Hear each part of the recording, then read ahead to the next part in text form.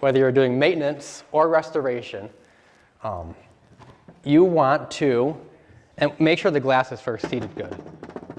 So you can see here it's bouncing a lot because it's missing a point.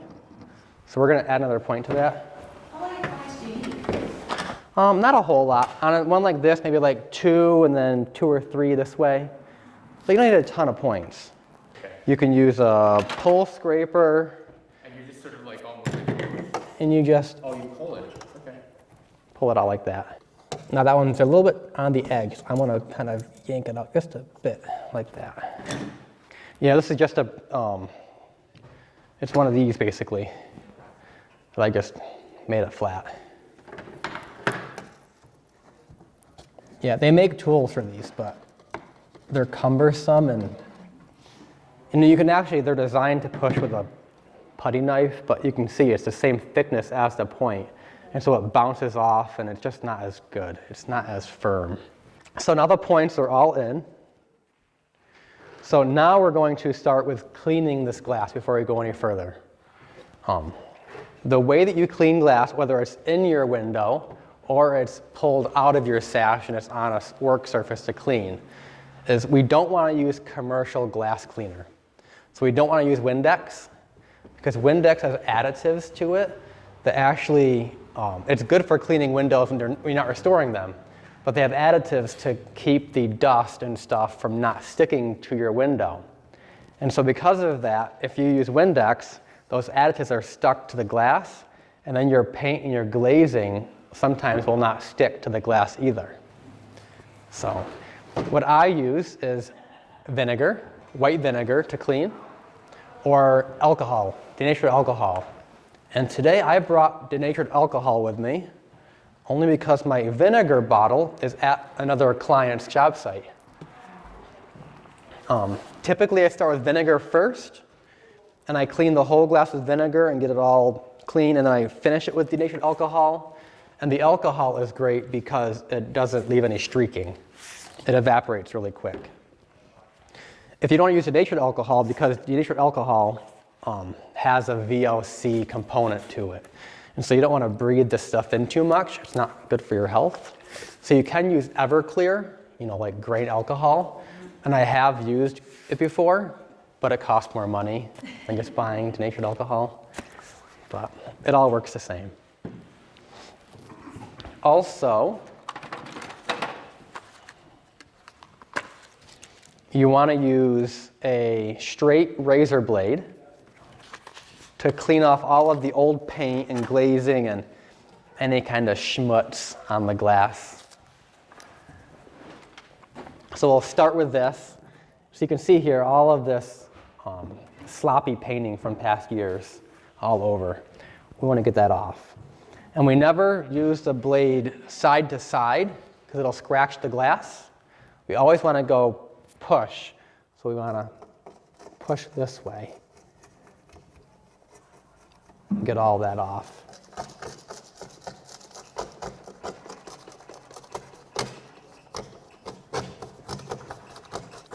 And this gets all of that stuff off of the glass. Can I move this? Yeah.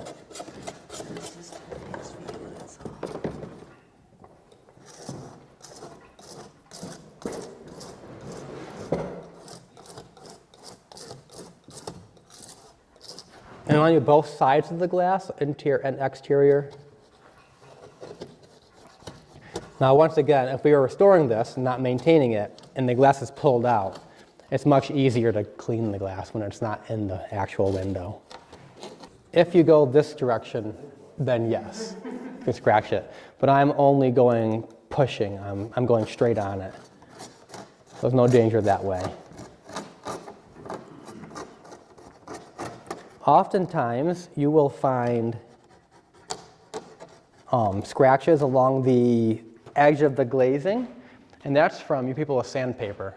So this surface looks pretty clean as far as stuff. We can do the inside. So who wants to scrape the inside of the glass? Pretty clean. as compared to my windows. Once the glass is pulled out, and the entire sash is fully cleaned up, stripped, cleaned, everything, you're going to actually take your glazing putty and you're going to push it into the rabbet under the glass. And that gives a cushion so that the glass is not going to rattle in a wind or when a car goes by. And then you glaze on top of that. So that prevents the rattle. So in a door, if it's only held with the strips, you could still backbed. So you could pull out the strips. And when you pull out strip glazing, wood glazing, you want to use a putty knife, a stiff putty knife. A pry bar is too thick. It'll bang it up and dent it. But a nice, thin, stiff putty knife, you can get into there and kind of pry it out. So you pry it out and pull the glass out, backbed with glazing, and put it all back together. That should help you rattle. Glazing putty in our hands, and we mush it onto the rabbet with no glass here. And we fill that entire rabbet all the way through. And then we take our glass, when we put it back on, we kind of push it gently. If it's new glass, you can use a palm sander with a rag over it to kind of vibrate it in. But with old glass, you want to be very careful. So I just push it. And I get it all pushed in perfectly around. And then I put my points in. Now, one thing we did not do to this window sash is we didn't sand it. And we should sand it before we get too technical on the actual cleaning part. Because sanding is going to feather these edges, give a better paint job. It's also, when wood is gray like this, it doesn't accept paint as well as when it's bright. So you want to have kind of bright wood to accept that paint better. And I did bring some sandpaper in. Also, when you're buying sandpaper, you want to always spend the extra couple of bucks and get the better quality sandpaper. You want the premium stuff. Because the cheap stuff, it doesn't work very well. And it's only a couple of bucks. So when you get sandpaper in big sheets like this, you want to cut it. You never cut it with a sharp object because it'll dull it right out. So I usually use a dull. So I'll use this saw, but the back end of it, not the serrated part. So just that part.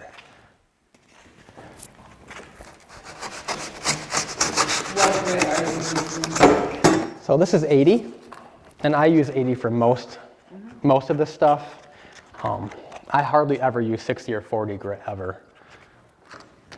And anything like 120 for sanding wood, you can do it, but 80 I feel is the best.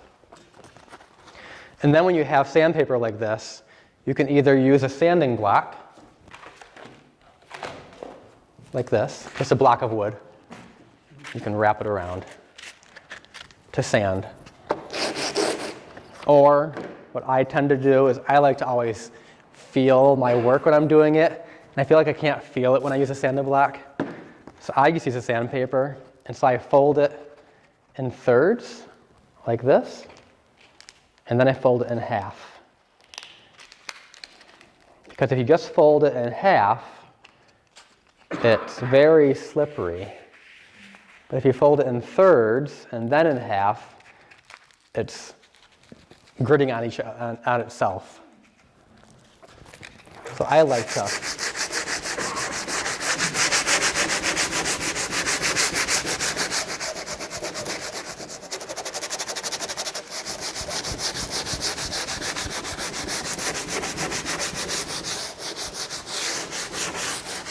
Now you can use a random orbital palm sander to do this, but you want to be careful you don't take too much and kind of gouge the wood.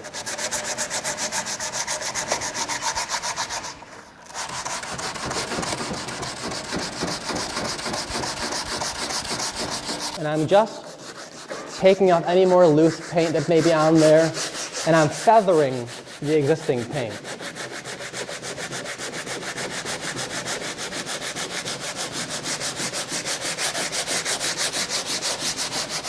And I'm taking off the gray wood. So you can see the wood's getting much brighter. It's looking newer.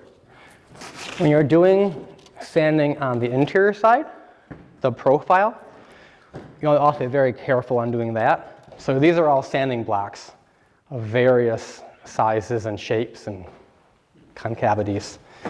And so you can wrap your sandpaper around all of these different shapes to get into a special profile like that. Once again, I personally like to just feel my work, so I don't like to use it. I like to just get in there where I know the sandpaper is at the right, and then just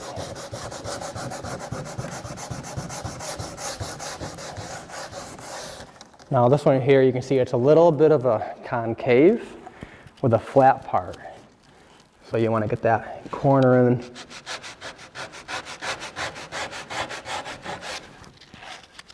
Without rounding out that flatness, that square edge. So we're just cleaning glass.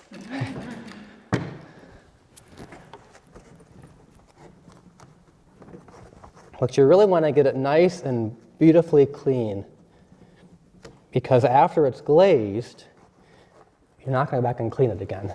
I use microfiber cloths, but you can use anything. It's not too picky.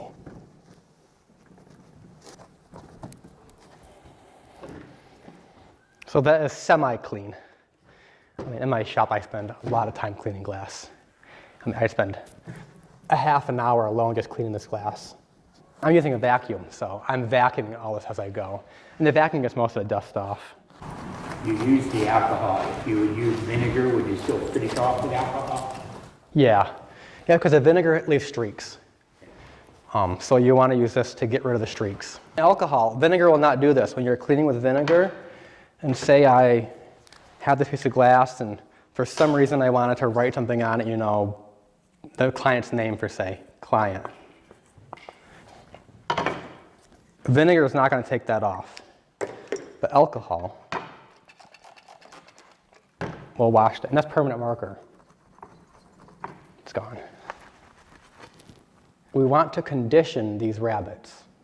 So if this was being restored and we had the glass fully out of this and the sash was all stripped and clean and free of all paint, before we go to do this, we're going to prime the entire window sash with primer, with Alkyd oil-based primer.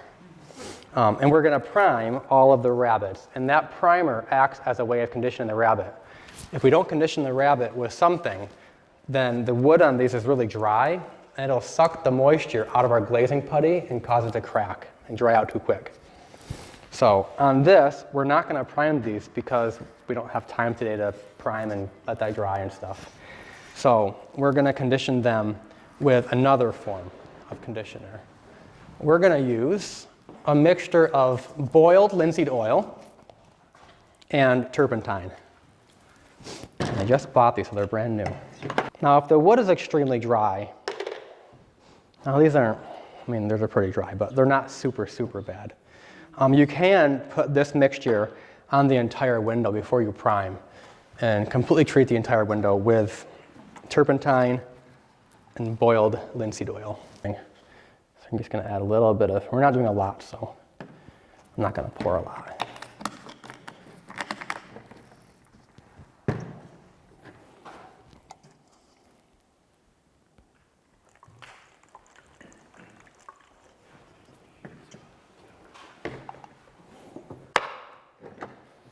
And then we're going to just mix that until it's thoroughly mixed together as one solution.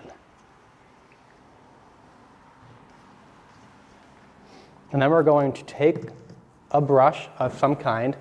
Like I said, I love these little flux soldering brushes. And we're just going to paint that solution carefully without making too much of a mess, because it will get your glass all messy. We're going to just paint it onto the rabbet and cover that rabbet. And that's going to allow our glazing to not quickly flash dry and crack. And we're only going to do it where we have bare spots. So we're not going to do anything on the glazing here. We're going to just leave that alone. So anybody here want to paint some blow turp onto the rabbets? I'm getting a little bit on the edge.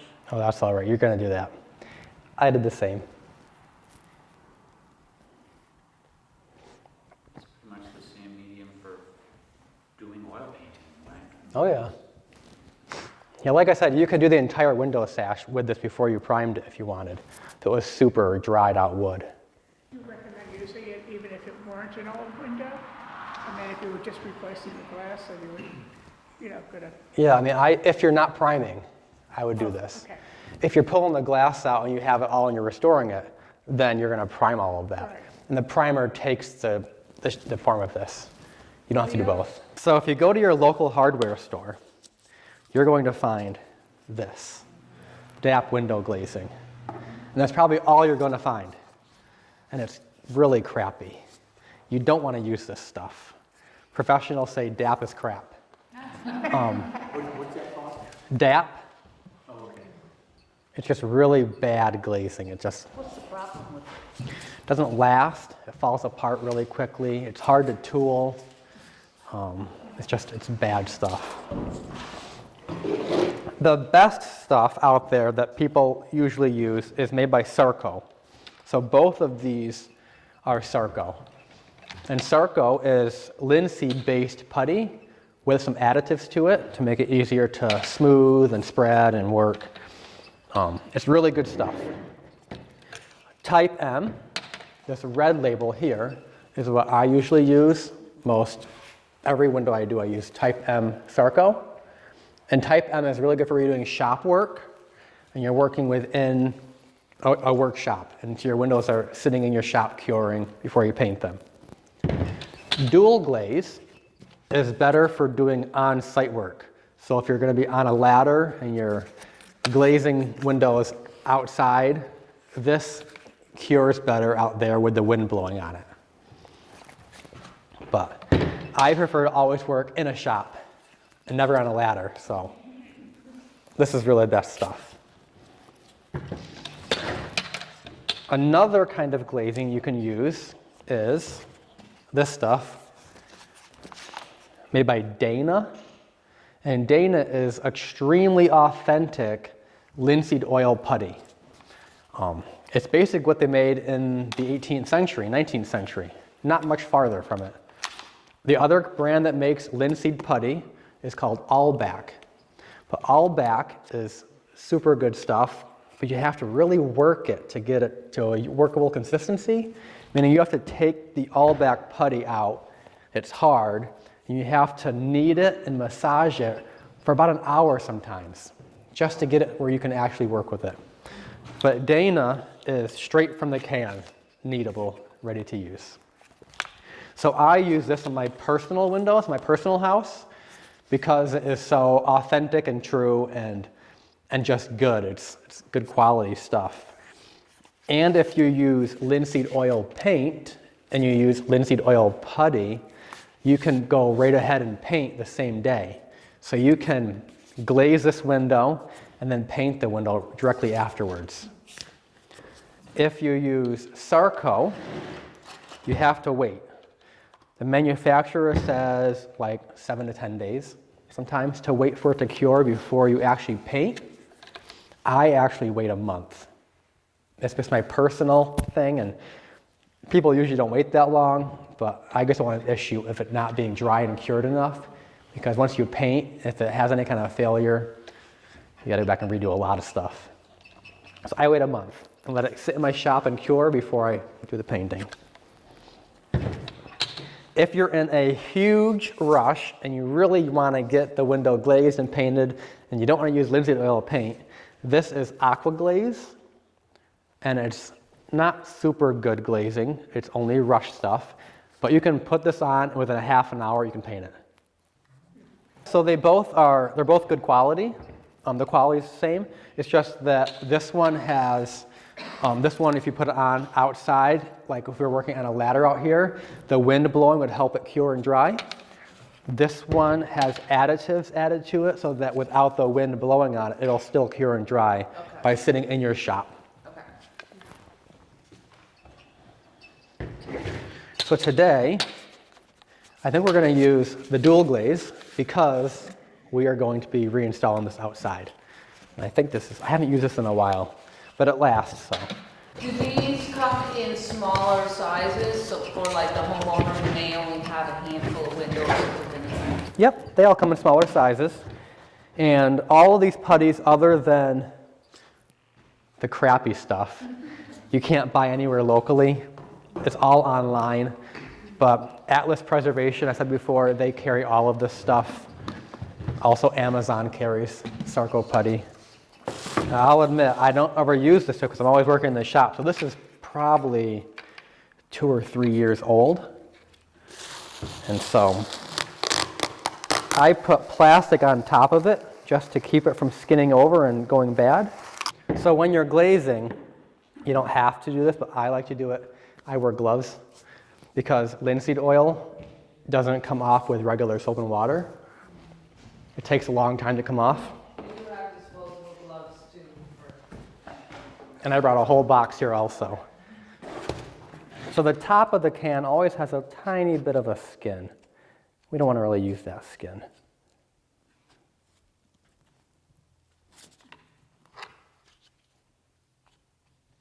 So we're going to just pull it off and throw it away. Now when you're storing it, you can put plastic on it. You can pour water on top of it, and that keeps the air off of it. You can pour linseed oil on top of it.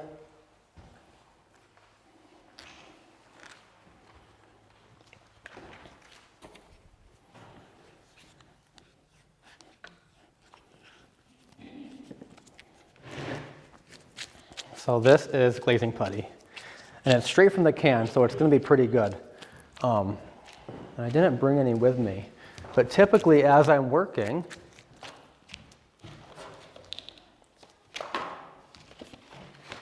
this is not the most ideal, but it'll work. Typically I use cardboard, but real cardboard, not cardstock. And I work on cardboard because the cardboard, if it has too much oil in it, it'll actually pull the oil out of the glazing. And so you won't have such oily stuff, but this is really good consistency now.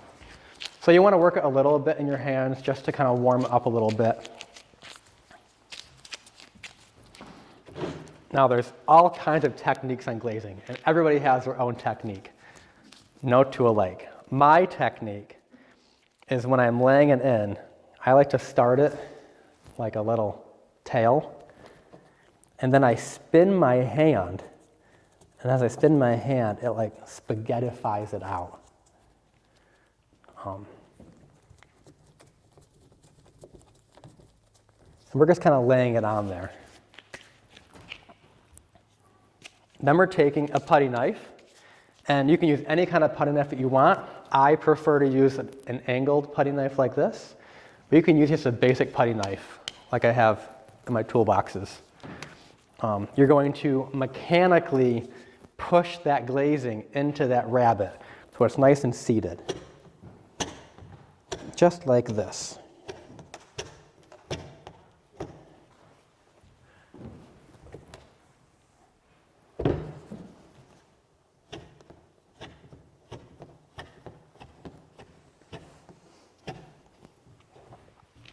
And then once you have it all seated in there properly, and you're going to take your putty knife and you're going to cut the glazing. You're not going to push it. If you push it, you're going to get tear out, and your glazing is going to have all these cracks and lines in it. So you're going to just angle your putty knife to the same angle so that you're past that sight line of that rabbet. As you're angled, you're going to just come through and cut. And I said earlier how those other points stick out. We just hit one of those other points so I can feel it in there. And we just flick it up. You've done this before. Yeah, more than one. So someone else want to try cutting that glazing over there?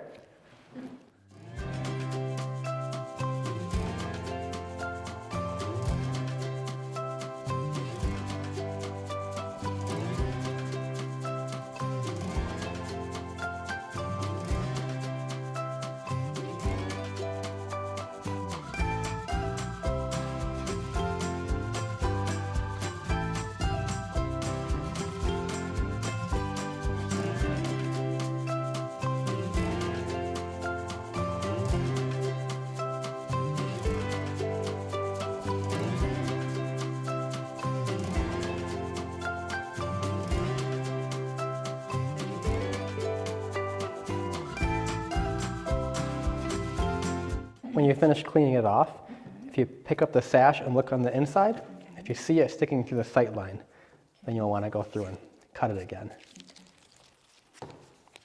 If you can't see it, then it's fine. Now, the stuff that I'm throwing at you, can you reuse that? Oh yeah.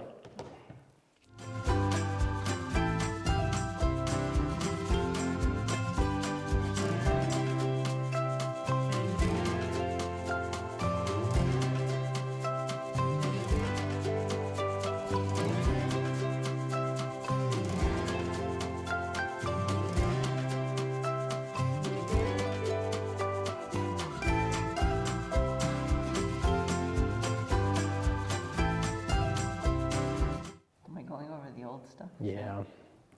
So when you're doing full restoration, you don't have any old stuff getting in your way. But when you're doing a maintenance, you're always going to hit that old bumpy, and if it wasn't done very well before, you're going to hit bad glazing. When you hit the old glazing, you just do your best to make it look as good as possible. This is where the art comes in. I just clean up all that stuff. Now that's really sticking out a lot, that old glazing. So I'd probably come up.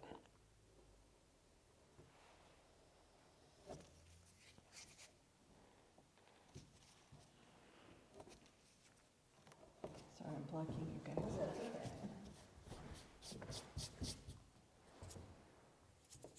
That corner's messy. Yeah. So it also has old glazing under there. The old glazing was probably the same sight line we wanted. I might just pull all of it off.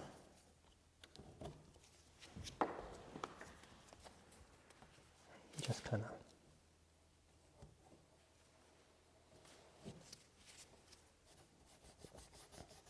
It's never quite perfect when you're doing this, if you're maintaining. So this one here, you can see that the glazing, the old glazing, is separating from the actual sash. So you can see the separation. So we want to go through and kind of pack some glazing into there. Now this one here, we have a big bulge of old glazing in there. And I don't think we're going to try to mess with it to make it any better. I guess it is what it is. But it is over the sight line.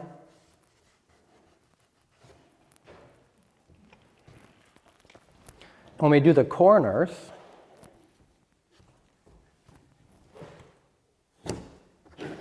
you want to always pull away from the corner.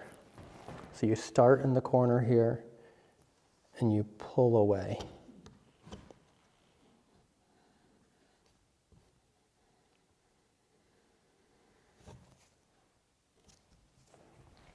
And then you start in the corner here. You pull away. Harder to glaze a maintenance window than it is to do a full restoration because you're hitting all that other stuff. But when you're able to just go through nice and smooth all the way through, it's quicker. When you're painting these, you still don't want to put too much pressure onto that. When you're reinstalling them when they're fully painted and it's not cured, you want to not put your fingers around into that glazing because your fingerprint will be stuck in that glazing until you redo it again in 30 years. So now we are fully glazed. You can see we left all this oil residue all over the glass. And if you don't clean it up now, it's going to be very hard to get off. You'll have to scrape it off with a razor blade without dinging the actual glazing itself. So the best way to do that is to use whiting powder or pumice powder. They both work good.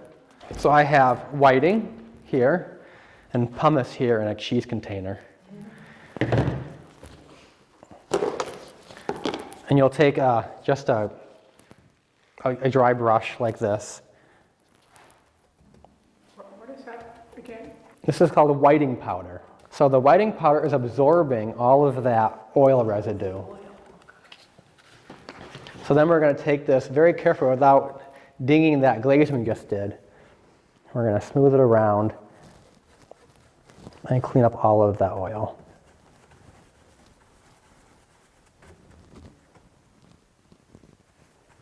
You can see that right there, little section, there's no more oil left. The glass is now clean. In my shop, I'd vacuum it up.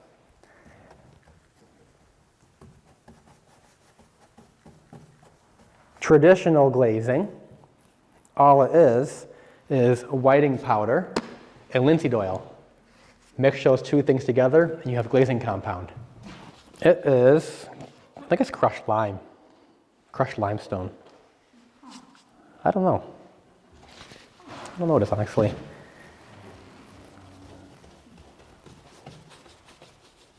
And we also want to try some oil cleaning.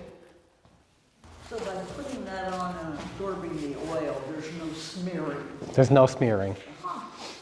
And you don't have to go through with a razor blade and cut all that oil off Wow. You just keep going until it's all gone. wow, that is so cool. So we'll want to come through and prime. You can prime the Sarco. It doesn't say you can't, but you don't have to. And then you can do your finish paint, your top coat paint. So they have over there Benjamin Moore Aura. Any kind of finish paint you want. I use acrylic or latex usually for a top coat, only because it's getting so hard to get oil. You can't get an oil top coat hardly anymore. When you do paint, there are some major things to keep in mind.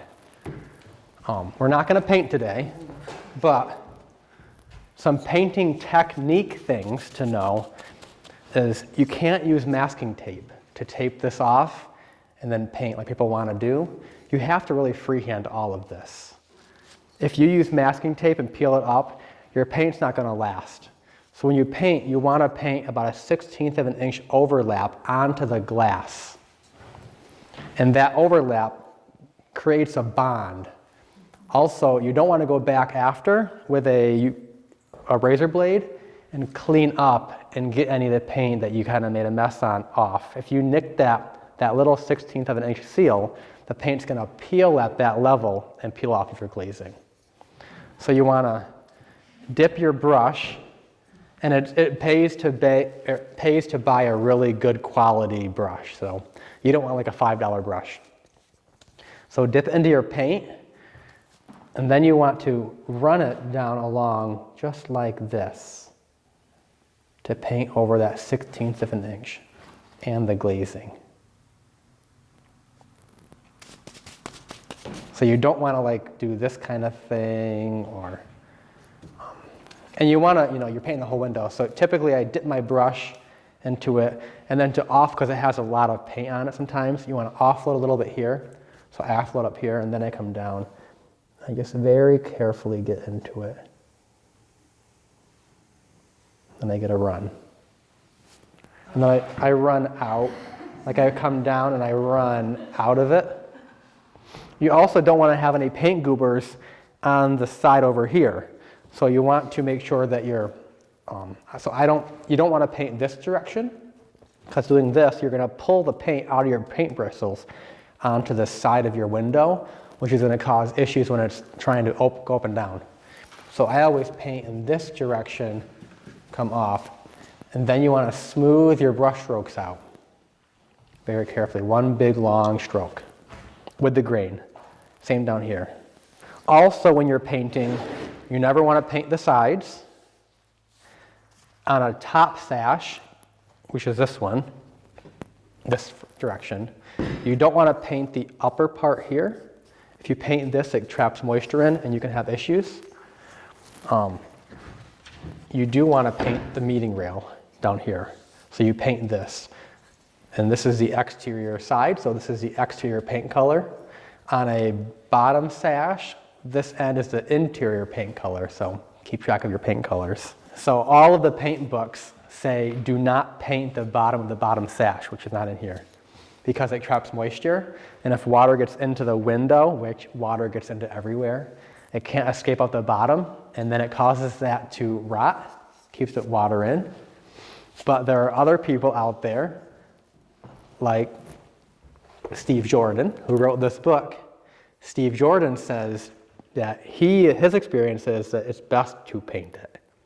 So it depends on who you're talking to. I have not tried this George Kirby yet, this other paint manufacturer in Massachusetts, but I have a sample can coming to my house soon to try it out, and I'm hoping it's going to be good. And I just bought 2 gallons of another company called Mercury, which is being manufactured in Brooklyn, New York, and they're still making Elkid oil-based paint. We can go ahead today with linseed paint, and we can paint this today. When you use the linseed paint, what do you prime it at all? Do you just, does that, So with linseed paint, the primer is a thinned out version of the linseed paint. You add more linseed oil to it to thin it out. And you want 2 coats of paint. So after you prime, this is twice you're doing this. Let it dry, another day, go back and do it again. How many coats is it? 3? Well, primer, then 2 coats of finished coat. Depending on the color. Some colors are more streaky. Green, you have to do like 4 coats. Red, like 3 coats.